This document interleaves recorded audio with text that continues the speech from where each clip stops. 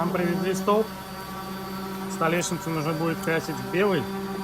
Этот цвет останется в оригинале. А ножка тоже в оригинале останется. Нужно будет только ее переклеить. И еще у нас одно поступление. Это вот такой шкаф. Шкаф-витрина. Тоже нужно будет его отреставрировать. Дверь восстановить. Он ушатанный. И полки внутри тоже. Вот у нас. Этот у нас уже почти готов по краске. Осталось размыть этот комод и уже красить вместе.